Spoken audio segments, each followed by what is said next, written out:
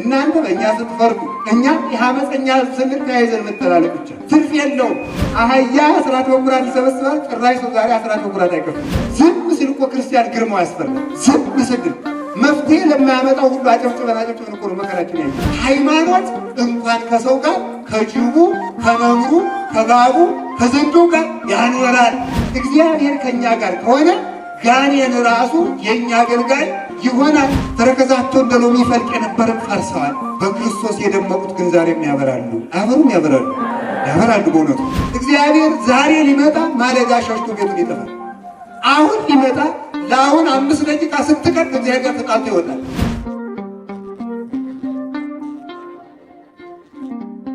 የቄሳርን ለቄሳር ቄሳር የተባለ ማን ነው? ሰይጣን። እግዚአብሔር ነው። የቄሳርን ለቄሳር ክፈሉ፣ የእግዚአብሔርን ለእግዚአብሔር ክፈሉ ማለት ተንኮሉን ለሰይጣን ተውለት፣ እናንተ ለኔ ሁኑ ማለት ነው። ተመልከቱ፣ እኛ የማንን ተንኮልን ለማንን ተውለት? ስለዚህ ርቱ ሃይማኖት የሚባል ሊቅ የቤተክርስቲያን ሊቅ ነው። 14ኛው ክፍለ ዘመን የነበረ ምን አለ? ክፉ ባለዳ ካንተ እየመጣ እንዳይጨቀጭቅ ገንዘቡን ወርውረህ ክፈል ነው አይደል?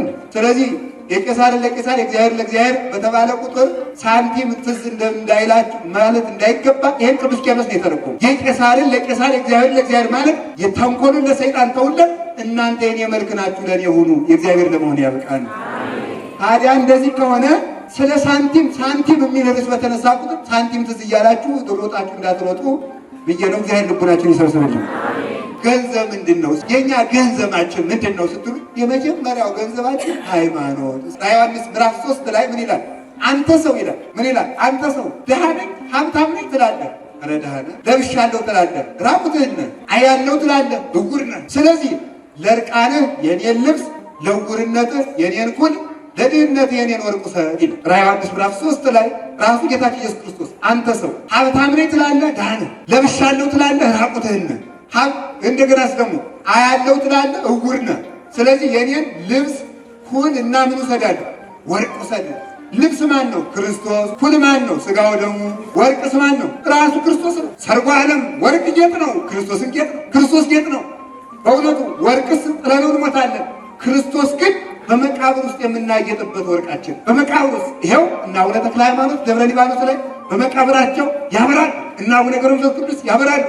እና አቡነ ሐራ ድንግል ኢትዮጵያዊ ሐራ ድንግል ጻድቅ አህያ ሳይቀር ገንዘው የቀበሩ ሩሩ እሳቸው ሳይቀር አውቁታላችሁ። የአቡነ ሐራ ድንግል አህያ የማነ ብርሃን ነው ስሙ። እና እየዞረ ሚኒስተር አስራት በኩራት ይሰበስብ ነበር። ማን ነው? አህያ ባሰ አህያ አስራት በኩራት ይሰበስባል። ጭራሽ ሰው ዛሬ አስራት በኩራት አይከፍልም። አህያው ሂዶ የሚቆመው ካልከፈሉ ሰዎች ቤት ነው። በራቸው ላይ ይቆማል። ሂዶ ማነው ስሙ? የማነ ብርሃን። የማነ ብርሃን ይቆማል። ሰው ሁሉ ጤፉን ሰፍሮ ከስንዴው ከባቄላው ሰፍሮ ይጭናል። ከዚያ በኋላ ተመልከቱ፣ አምጥቶ አራክፎ ከገዳሙ ይሄዳል። መልሶ ይሄዳል፣ ይቆማል። ሰው ሁሉ የማነ ብርሃን መጣ፣ የማነ ብርሃን መጣ ብሎ ይጭናል። ዛሬ እንኳን አህያ መነኩሴ ተናግሮ ማን ይሰማዋል? እኛ ማን ይሰማናል? ይሄ እንግዲህ እነዚህ ጨቅጣቆች መጡ። እናንተ በእኛ ስትፈርዱ እኛ የአመፀኛ ስንል ተያይዘን መተላለቅ ብቻ ትርፍ የለውም። እንዲያው ክቡራን ባንሆንም ክህነቱን ብታከብሩ እኛም የክርስቶስ ደም የተከፈለላቸው ናቸው ብለን እንዲህ እውነት ብንኖር ይሻል። ተነቃቅፈን እንበላላለን እንጂ ጥቅም የለው። የአህያ ሲሞት አቡነ ሐራ ድንግል አልቅሰው ገንዘው ነው የቀበሩ። ዛሬ አህያ ተገንዞ በሚቀበርባት ሀገር የሰው ልጅ ደም እንደ ውሃ እየፈሰሰ እየተቃጠለ አለ። ሀገር አይደለም በእውነቱ ያደረግነው ማለት ሰው ካውሬ ብሶ ይቺ ሀገር ኢትዮጵያ ማለት ዝንጀሮን በሽምግልና ያስታረቁባት ሀገር ነው። ታውቃላችሁ? አቡነ ዮሴፍ ኢትዮጵያዊ ዝንጀሮና ሰው አስታርቀዋል። ታውቁታላችሁ? አታውቁት? አቡነ ዮሴፍ ከዚህ ከላሊበላ ወጣ ብሎ ነው ትንሽ ተጉዛችሁ ነው የምታገኙት ገዳማቸውን። የአፄ ዘርዓ ያዕቆብ ትንሽ ወንድም ናቸው። ኢትዮጵያዊ ጻድቅ ናቸው። እሳቸው በምናኔ እያሉ ዝንጀሮ ይጸናል ባገሩ። ሰውየው እናቱ ሙታበት እናቱ ሙታ ያለቅሳል። ሂዶ እንዳይቀብር ዘር ያች ብቻ ያለችው የዘራውን ዘር ዝንጀሮ ይለቅምበታል። ኋላ ምን ይበላል? ምን ይዘራል? ሆድ እኮ ክፉ ነው። እንዳይቀር እናቱ ሙታለች። ያለቅስ አገኙት። ምን ሆነ ነው አሉት። ዝንጀሮ እናቴን አላስቀብረኝ ብሎ። እናትን ከማያስቀብር ዝንጀሮ ይሰውራል። ዝንጀሮ እናቴን አላስቀብረኝ ብሎ አሉ። ሂድን እጠብቅልሃለሁ አሉ። ከዚያ በኋላ ተመልከቱ፣ እጠብቅልሃለሁ ሲሉት ሂዶ እናቱን ቀብሮ መጣ። እንዲህ ተውኖ ማመሽ ይዘለቃል በሉ ብለው አቡነ ዮሴፍ ነገ ዝንጀሮዎችም ሰዎችም ለሽምግልና ፈልጋችኋለሁ እንድትመጡ ብለው ለሽምግልና ቀጡ። አሁን ዛሬ እንኳን ዝንጀሮ ማን ይሰማል? አንዳንድ ጊዜ ልንገራችሁ እግዚአብሔር ሰው እንደው ሁል ጊዜ ነው የሚያስታርቅ ሳይሆን የሚያጣላ ስለበዛ ባይሆን ሌላ ማድረግ ባትንዶ ዝም በሉ። ዝም ሲል እኮ ክርስቲያን ግርማው ያስፈራል። ዝም ሲል መፍትሄ ለማያመጣው ሁሉ አጨብጭበን እኮ ነው መከራችን ያየን። ነገ ከዝንጀሮዎች ጋር እንደው ከዝንጀሮዎች ጋር የሚያስታርቅ እግዚአብሔር ሰው ይፍጠርልን። አስታርቃችኋለሁ ብለው ሽምግልና ቀጠሩ። ዝንጀሮዎቹም መጡ፣ ሰዎቹም መጡ። ዝንጀሮዎች በግራ ሰዎቹ በቀኝ ተቀመጡ። በሉ እንግዲህ ልጆቼ እናንተ ዝንጀሮዎች እንግዲህ እናንተ ከቀድሞ በቀር ተለቅሞ ሲታጨር ከቀረው በቀር ሌላ እንዳትነኩ፣ ክምርም እንዳትበሉ። ታጭዶ ትንሽ አንዳንድ ቆሞ የቀረውን ያን በልታችሁ ጥገቡ፣ ሳሩን በልታችሁ ጥገቡ። የዚህ ሀገር እሳት ለእናንተ ምግብ እንዲሆናችሁ እግዚአብሔር ይባርክላችሁ ብለው ሰጧቸው። ለዝንጀሮዎች ብለው ሰጧቸው። እሳሩን አጣፈጡላቸው። ጥቂቱ ልቃሚ እንዲበረክትላቸውና ለዚህ ሀገር ዝንጀሮዎች እንዲበቃ አደረጉ። በኋላ ደግሞ ሰዎችን ምን አሏቸው? በሉ እናንተም ስታጭዱ ጨርሳችሁ አትጭዱ። አንዳንድ ነገር አልፋችሁ ተውላቸው። ሁሉን ካጨዳችሁ እነሱ እናንተም ጨርሳችሁ ብሉ፣ እነሱ ጥቂት ካልተውላችሁ እናንተም ጨርሳችሁ ብሉ ብለው ይሄን አስታርቀው በጣም በሚያስደንቅ ሁኔታ በዚህ በአፄ ምኒልክ ጊዜ አንድ ሰው በዚህ አልፎ ሲሄድ ዝንጀሮውን አይቶ በድንጋይ ብሏል። ገበሬው እያባረረ ሰውየውን በድንጋይ ለምን ወዳጃችን ለምን ተነካለህ እንደዚያ ብለው አባረዋል። በእውነቱ ማለት ነው። ከዚህ በኋላ እኔ በዓይኔ ሄጄ አይቻለሁ። በሀገሩ ራቅ ብሎ ብዙ ቦታዎች በዝንጀሮ ይቸገራል። ዛሬም ዝንጀሮዎች ሂዶ ማየት ይቻላል። እንደ ሰማይ ኮከብ እንደ ምድር አሸዋ በዝተው የሀገር እሸት ግን አይነኩም። አባቶቻችን ዝንጀሮ የሸመገሉ ብሩሃን፣ ቅዱሳን፣ ንጹሐን፣ አዛኞች ነበሩ። የእነዚህ አባቶች እስኪ ለኢትዮጵያ ሰላም ይስጥልን፣ ሰላም ይስጥልን። ስለዚህ የመጀመሪያው ገንዘባችን ምንድን ነው ያልኳችሁ? ሃይማኖት በሉ እንጂ ምን አላችሁ? ሃይማኖት ገንዘባችን ነው። እንዲህ አለ ተመልከቱ። ገንዘብ አሁን እኔ ምንም ባይኖረኝ ባዶዬን ብሆን ሃይማኖት ካለኝ ምን ይቸግረኛል? እንዲህ አለ ቅዱስ አባ ጊዮርጊስ ዘጋስጫ። ድንግል ማርያም ልጅሽ ከወደደኝ ማን ይጠላኛል? ልጅሽ ከወደደኝ ማን ይጠላኛል? ፀሐይም ያመሰግነኛል፣ ጨረቃም ትዘምርልኛለች፣ ከዋክብትም ያሸበሽቡልኛል። ልጅሽ ከጠላኝ ግን ማን ይወደኛል? ክርስቶስ ወዳጃችን ከሆነ እንኳን መላእክት እንኳን ድንግል ማርያም እንኳን ነቢያት ሐዋርያት እንኳን ቅዱሳን ድንጋዩ ያገለግለን፣ እንስሳው አውሬው ያገለግለን። አባቶች እኮ ታሞ በግብፅ በረሃ ታሞ ተኝቶ አንድ ባይታዊ ውሃ ሙቀው የሚሰጠኝ ባገኘው ዛሬስ ብሎ ቢመኝ ውሃ ጭነው የሚሄዱትን ሰዎች አንበሳው አባሮ አህያውን እየነዳ አምጥቶ ውሃውን ራሱ ጥሎ አፍልቶ ሰጥቶታል። ክርስቶስ ወዳጁ ለሆነ ሰው አንበሳ ወንድሙ ነው፣ ዘንዶ ወንድሙ ነው። ለእነ አቡነ አረጋዊ ዘደብረ ዳሞ ዘንዶ መሰላል ሆናቸው እንጂ ምን አደረጋቸው? እነ አቡነ አምደ ሥላሴ ዘማኅበረ ሥላሴ አንበሳ እሾህ ሲወጋው እያሉ ያወጡለት። አንበሳ እሾህ ሲወጋው ተመልከቱ ያወጣለታል። እነ አባ ጳኩሚስ ልጅ የዚህ ጅቢቱ ልጅ ወልዳ ግልገሏ ገደል ሊንከባለልባት ከባቱ መጣች። ምን ፈልገሽ ይሆን ብሎ ቢላት ዝም ብላ ወደዚያ ስትሄድ ቢከተላት እሷ ከገደሉ ጫፍ ቁማ ልጇን እያየች ቆመች። ልጄን አውጣልኝ ብለሽ ነው ብሎ ግልገሏን ታቅፋ ወጣለት። ሃይማኖት እንኳን ከሰው ጋር ከጅቡ፣ ከነምሩ፣ ከባቡ፣ ከዘንዶ ጋር ያኖራል።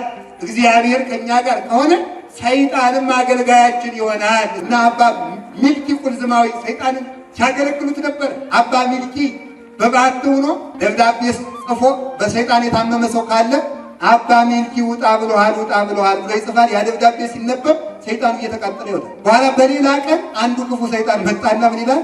አባ ሚልኪ ካልመጣ አልወጣም ማለት ይኸው በዚያው ምንኩስ እንደሆነ አፈርሰዋለሁ መስሎት እንደኛ እንደ ጅሎቹ መስሎት አላወቀውም። ጀግናው ሄደና አስወጥቶ ጸልዮ ሴትቤቱን ፈውሶ ልጅቱን ፈውሶ ሲጨርስ ንጉሱ የንጉስ ልጅ ናት። አባቴ ምን ላድርግልዎት? የመንግስቴን እኩሌታ ልስጥዎት? ወርቅ ልስጥዎት ነው ብር ልስጥዎት? ብለው ድንጋይ ይሰጠኛል። ይህንን ቤተክርስቲያንኛል ድንጋይ ነው ማን ይወስድልዎታል? መስጠቱንስ በሰጡ የሚወስድልኝን እኔ ያውቃለሁ። ብቻ አንተ ምኑ ስጠኝ ነው?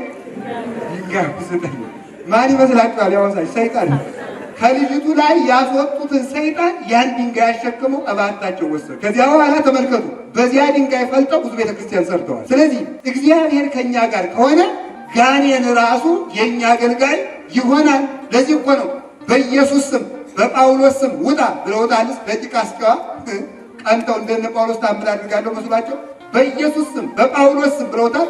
ኢየሱስ አምላኬ ነው፣ ጳውሎስም ሰባኪው ነው፣ ደቀ መዝሙር ነው። እናንተ ምንድን ናችሁ አለና ልብሳቸውን አውልቆ ሰደዳቸው። ስለዚህ እግዚአብሔር ቤተሰቦች እግዚአብሔር ከኛ ጋር ከሆነ እንኳን መላእክት እንኳን ቅዱሳን እንስሳው እንኳን አውሬው ግዑዛን ፍጥረታት በሙሉ እና አቡነ ተክላልፋ ዘደብረ ድማ አቡነ ተክለ አባ ባረፉ ጊዜ ምንም ማንም የሌላቸው ብቸኛ ባይታዊ ስለነበሩ መቋሚያቸው ሂዳ መምህራችሁ ጻድቁ ተክለ አልፍ አርፏልና ነው ቅበሩት እያለች አፋውጣ ተናግራለች። በትሩ ይመሰክርልናል፣ ዛፉ ይመሰክርልናል፣ አዕዋፉ ይመሰክርልናል፣ ምድር ተመሰክራለች፣ ደመናው ይመሰክራል። እግዚአብሔር ከኛ ጋር ከሆነ ስለዚህ እግዚአብሔር ከኛ ጋር ከሆነ ማን ይቃወመናል? ሀብታችን ምንድን ነው? ሃይማኖት ነው። ሃይማኖት የማይለወጥ ጠባቂያችን ነው። ሃይማኖት ምግባችን ነው። ሃይማኖት ልብሳችን ነው። ሃይማኖት መጠጣችን ነው። በአመፀኛው ገንዘባችሁ ማለት በምታምፁበት ሃይማኖት ከቅዱሳን ጋር ተወዳጁበት። በስሙ በምትነግዱበት ሃይማኖት ምን አለ ሰሎሞን ምን አለ? ከሪያ አፍንጫ ወርቅ አያምርም አለ። ወርቅ ወስዳችሁ ሪያይቱ ጆሮ ላይ ብታንጠለጥሉ ያምርባል? ለምን? የሪያ መጫወቻዋ ደስታዋ ምንድነው? ጭቃ ነው። ዕዳ ጭቃው ስለምትለውሰው ሪያ ላይ ወርቅ ማንጠልጠል አይረባም፣ አያምርባትም። ለሞኝ ሰው ሃይማኖት ስራ አሰራለትም። ስራ አሰራለት ቢያማትም ሰይጣን በስመ አብ ወወልድ ወመንፈስ ቅዱስ ዝም በል። አብ ወልድ መንፈስ ቅዱስ ምን ታውቃለህ? ሰይጣን እኮ እንደሚሆን በማርያም ዝም በል። ማርያምን ታውቃታለህ? ገብርኤል ታውቀዋለህ? ሰይጣን እኮ ሰይጣኑ አይኑን አፍጥጦ ጥርሱን አግጦ ዛሬ ብናማትም አይሸሽ፣ ጸበል ብንረጭ አይሸሽ። በእግዚአብሔር ብሎ ዝም አይኑን አፍጥጦ ለምን ይመስላችኋል? በሪያ አፍንጫ ላይ ወርቅ አያምርም። በኃጢአተኛና በአመፀኛ ሕዝብ ላይ ሃይማኖት ስራ አይሰራም። ሃይማኖታችን ስራ እንዲሰራ ፈቃደኞች መሆን ይጠበቅብናል። ሃይማኖት ምግባርን ይረዳል፣ ምግባር ሃይማኖትን ይረዳል። ምን ማለት ነው? ሃይማኖት ምግባርን ይረዳል። ጾማችን፣ ጸሎታችን፣ ስግደታችን፣ ምጽዋታችን ይህን ሁሉ የሚያሳርግልን ሃይማኖታችን ነው። ሃይማኖታችን ዋጋ እንዲሰጠን ደግሞ የሚያደርግ በር መክፈታችን ነው። ይህንን ጌታ በምን መስሎታል? እኔ በደጅ ቁሜ አንኳኳለሁ፣ የሚከፍትልኝ ቢኖር ገብቼ ከሱ ጋር እራት እበላለሁ ብሎ ተናግሯል። ማንኳኳት ክርስቶስ ያንኳኳል፣ መክፈት የኛ ድርሻ ናት። ያችን ምግባር ትባላለች። ታዲያ ክርስቶስ መክፈት አቅቶት ነው? ሳይከፍት መግባት አቅቶት ነው? በተዘጋ ቤት ሳይከፍት ገብቶ ሳይከፍት ሲወጣ እናውቀው፣ በተዘጋ መቃብር ሲነሳ እናውቀው፣ በባሕር ሲራመድ እናውቀው። እንዲያው ሄራቅሊስ ምን ይላል? ሃይማኖተ አበው ላይ እግሮቹ ሳይርሱ በባሕር ላይ ሲራመድ ባሕር ውስጥ አለመስጠሙ ሳይሆን የሚደንቀን እግሮቹ ሳይርሱ በባሕር ላይ ይራመድ ነበረ። ግን ያን የሚያደርግ ክርስቶስ ምን አለ? የሚከፍትልኝ ካለ እገባለሁ አለ። ይሄ ማለት ነው አስገድዶ ስለማያድን መሻት መፍቀድና የአቅምን መስራት የሰው ድርሻ ነው። ሃይማኖታችን በእኛ ላይ ስራ የማይሰራው ሃይማኖታችን ደካማ ስለሆነ ሳይሆን ለሃይማኖቱ ስራ እንዲሰራ ስላልከፈትንለት ነው። በር ላይ እያንኳኳ እንዲገባ ስላልፈቀድን ነው። በሃይማኖታችን ስራ እንድንሰራ እግዚአብሔር ይርዳን። ገንዘቦቻችን እነዚህ ናቸው። በአታ ታይካ ነገሥት በአታ ለማርያም ሄዳችሁ ግቡና ሙዚየም ላይ ማየት ትችላላችሁ። የአፄ ምኒልክ ሰይፍ ላይ ምን ተብሎ እንደተጻፈ ሄዳችሁ ማየት ትችላላችሁ። ምንድን ነው የሚለው? ይትባረክ እግዚአብሔር ዘመሃሮን ጸባ እደዊየ ወቀትለ ለአጻብዕየ፣ ለእጆቼ ሰልፍን ያስተማረ የአባቶች አምላክ እግዚአብሔር ይመስገን ብለው ነው የጻፉ። አባቶቻችን ሰይፋቸው እንኳን እግዚአብሔር እንደሆነ በሰይፉ የምዋጋ ሳልሆን በክርስቶስ የምዋጋ ነኝ ብለው ይመሰክሩ ነው። ሰይፉ ላይ ዛሬ ተጽፎ አለ። ይትባረክ መዝሙር 143 ላይ ያለ ይሄ ጥቅስ ለእጆቼ ሰልፍን ያስተማረ እግዚአብሔር ይመስገን። ለእጆቼ ሰልፍን ያስተማረ እግዚአብሔር ጦርነት ያስተምራል? አያስተምርም። ሰልፍ የተባለ ምንድን ነው? ማማተብ ነው ይላሉ ሊቃውንት አባቶች። ማማተብን ያስተማረኝ እግዚአብሔር ይመስገን። አማትቤ ባሕር እንድከፍል ጉልበት ሳላወጣ ጉልበት እንድሰራ ኃይል ሳይኖረኝ ኃይል እናደርግበትን ጋሻውን መስቀሉን የሰጠኝ የአባቶች አምላክ እግዚአብሔር ይመስገን። አሁንም ይመስገን። አሜን ነው። አሜን። አባቶቻችን እንዲህ ብለው የኖሩ ናቸው። እንዲህ ብለው የኖሩ በእግዚአብሔር ተመክተው የሚኖሩ ነው። መሸሸታችን መጠጊያችን እሱ ነው። ቅዱስ ዳዊት እግዚአብሔር ብዋጋ ጋሻዬ ነው፣ ብዋጋ ኃይሌ ነው፣ ብሸሽ መጠጊያዬ፣ አለቴ፣ አምባዬ ነው ብሎ ይናገራል። ስለዚህ ሃይማኖት ምግብ ነው። ሃይማኖት ልብስ ነው። ሃይማኖት መጠጥ ነው። ሃይማኖት ጌጥ ነው። ያጌጡም አይናቸው እንደ ከዋክብት ያበራ የነበረው ረግፈዋል። ተረከዛቸው እንደ ሎሚ ፈልቅ የነበረም ፈርሰዋል። በክርስቶስ የደመቁት ግን ዛሬም ያበራሉ። አያበሩም? ያበራሉ። በእውነቱ አካል ይሄ የሚፈርስ የሚሸት የሚተላ የሚለወጥ አካል የክርስቶስ መዓዛ ግን ለዘላለም አይለወጥም። መዓዛችንም እርሱ ነው። ሃይማኖት ጌጣችን ነው። በሃይማኖታችን ስራ ለመስራት ያብቃን። እኛ እውነቴን እንደምነግራችሁ ያው እግዚአብሔር ምስክሬ ነው። በእውነት እኛ ከእግዚአብሔር ጋር ከታረቅን አንድም ጠላት አይኖረንም። መፍትሄው ጠላት እንዳይበዛ መፍትሄው ከእግዚአብሔር ጋር መታረቅ ይቻላል። ከእግዚአብሔር ጋር ለታረቁ ጠላት የለባቸውም። ነግሬያችኋለሁ። ሰይጣን ራሱ አገልጋያቸው ይሆናል። እስኪ ጥያቄ ልጠይቃችሁ። እባብ እንዳያስፈራን፣ ዘንዶ እንዳያስፈራን በእባብ ላይ የተሾመ ቅዱስ ገብርኤል ነው። ቅዱስ ገብርኤል በእባብና በጊንጥ ላይ እንዲያዝ የተሾመ እሱ ነው። የቅዱስ ገብርኤልን መልክ ድርሳን የሚደግም እሱን የሚያምን ሰው በዓሉን የሚያከብር ጊንጥ አይነድፈውም፣ እባብ በመርዙ አይነካውም፣ ዘንዶ ሊውጠው አይቻለው፣ አንበሪ ሊውጠው አይቻልም። ቅዱስ ሚካኤል ህብስት የሚያቀብል ስንቅ አቀባይ፣ በጦርነት ጊዜ ነዋይ አሸናፊ፣ ሳያደማ የሚያሸንፍ ኃያል ነው። 185,000 የሰናክሬምን ወታደር ጋት ሙሉ የብርሃን ሰይፉን ቢያሳየው በቆሙበት አመድ እንዲሆኑ ያደርጋቸው ኃያል ስንቅ አቀባይ፣ በዚያውም ላይ ቸር ስንቅ የሚያቀብል እንኳን ለሰው እሳሩ ያለ ጊዜው እንዳይቆነጠስ ምሕረት የሚለምን ቸር አባት ነው። እነዚህ አሉልን። ተመልከቱ፣ መብረቁ እንዳያስደነግጠን በመብረቁ ደግሞ የማዝበት አሁንም ቅዱስ ገብርኤል ነው። በመብረቅ ላይ ጭምር ሹመት አለው። ምጥ ይጸናብናል ብሎ ሰው እንዳይጨነቅ ቅዱስ ሩፋኤል አለለት። ፀሐይ፣ ጨረቃ፣ ከዋክብት ደግሞ ረግፈው እንዳይጫኑን፣ ጨረቃም ደም እንዳትለብስ፣ ፀሐይም እንዳትጨልም ወይም ባህሩን እንዳታቃጥለን። ለዚህ ደግሞ በብርሃናት ላይ የተሾመው ቅዱስ ዑራኤል አለ፣ እነ ቅዱስ ራጉኤል አሉ። እነዚህ ቅዱሳን አሉ። ደመናውን የሚመግቡ አሉ፣ ባህሩን የሚመግቡ አሉ፣ እንስሳት አራዊቱን የሚመግቡ አሉ፣ ሰውን የሚመግቡ አሉ። እነዚህ ሁሉ ከባውን ተመልከቱ፣ እንደ ደመና የሚከቡን እነዚህ ሁሉ ምስክሮች ካሉልን ያለ እንግዲህ ምን የሚያስደነግጠን ነገር ይኖራል? የለም። ሃይማኖት ገንዘባችን ነው። አንድ ባይታዊ ነው በበረሃ ሲኖር 66 ዓመት ነው በበረሃ ይኖር። ከዚያ በኋላ እግዚአብሔር መና ከደመና እያወረደለት ሲመገብ ኖረ። በ66ኛው ዓመት ታመመ። ሲታመም አንድ ሰውዬ ሄዶ እንጀራ ይዞለት ሄደ ሊጠይቀው። ምን ብሎ እንደመለሰ ሰምታችኋል? 66 ዓመት የመገበኝን እግዚአብሔር ዛሬ መጥተህ ልታጣላኝ ነው ወይ ብሎ መለሰ። ተመልከቱ፣ አባቶቻችን እስከ ፍጻሜ ድረስ አምነው ከመውጣታቸው የተነሳ ምግባቸው መጠጣቸው እግዚአብሔር ይሆናል። ችግሩ ግን እግዚአብሔር በመፈታተን ሀብትም አይሰጥም፣ ጤናም አይሰጥም፣ መካኖችን አያስወድድም፣ ሰላምም አይሰጥም። እውነት ካለ ይህንን አድርግ ካሉት እናንተ ስላላችሁ ነው እንደምኖረው ጥንት ዓለም የኖርኩ ነኝ ብሎ ዝም ይላል።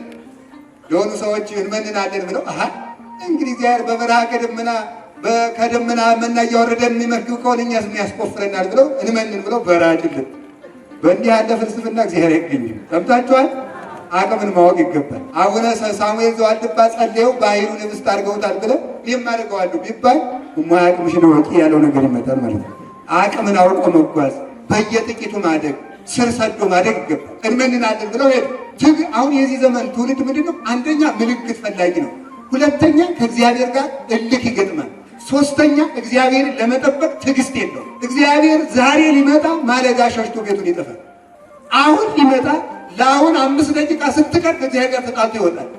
30 ዓመት 20 ዓመት 40 ዓመት በሰንበት ትምህርት ቤት በማህበራት በጽዋ ማህበራት ጸንተው በገዳም ጸንተው እግዚአብሔር ሊመጣላቸው ሊመግባቸው ዋጋቸው ሊሰጣቸው ጥቂት ሲቀር ነበርንበት እያለ ሄደ። አላያችሁትም? ሰንበት ትምህርት ቤት የጥምቀት የሚመጡ ሰንበት ተማሪዎች አሉ። ኋላ ከበሮ አምጡ ይላሉ። ነውር ነው ሲባሉ የነበርንበት ሰንበት ትምህርት ቤት ነው ረፍ ይላሉ። ደግሞ ሰይጣን አይደረስ ይባሉ ነበርንበትማ ሰይጣንን መላክ ነበር። ዋናው ነገር መዝለቅ ነው። ትዕግስት ያንሰናል። እግዚአብሔር ትቶን ሳይሆን እግዚአብሔርን ለመጠበቅ ትዕግስት ነው ያጣል። እነዚህ ሰዎች ሄዱና 7 ናቸው በረሃ ገቡ። እግዚአብሔር እንግዲህ እንጀራ ያመጣል ነው ቢጠብቁ ጭጭ ቢጠብቁ ጸጥ ቢጠብቁ እግዚአብሔር እንግዲህ የለም በሉን ትቶናል ወደ ቁፋሯችን ብለው ተመልሰው ሲመጡ እግዚአብሔር ደግሞ ቸር አይደል? የለፉትን ልፋት ደግሞ አልዘነገባቸው። ምንም ደካሞች ቢሆኑ እንኳን ልፋታቸውን አልዘነጋምና ከመንገድ ላይ ንስር ግልገል ወልዳ የንስሩ ግልገሎች እየጮሁ አገኙ። እነዚህ ግልገሎች ምን እንደሚበሉ ሳናይ ቤታችን አንሄድም አሉ። ቁጭ አሉ። ከዚያ በኋላ አፋቸውን ሲከፍቱ ቁንጫጭቱ ካፋቸው ይገባል፣ ሲገጥሙት ይወጡታል። ትሎች ደግሞ ነጫጭ ትሎች እየመጡ ከሰማይ ከደመናው ጠብ ጠብ እያሉ እነዚያን ሲመገቡ አዩ። ለወፍ ትልን የሰጠ እግዚአብሔር ባሪያው ፈጥሮ እኛንም አይተውናል ብለው ተመልሰው ሄዱ። ወደ በረሃው ሲገቡ ትዕግስታቸውን አይቶ ዕለቱን ህብስት አወረደላቸው። እኛም ታግሰን ዋጋ ለማግኘት ያብቃል።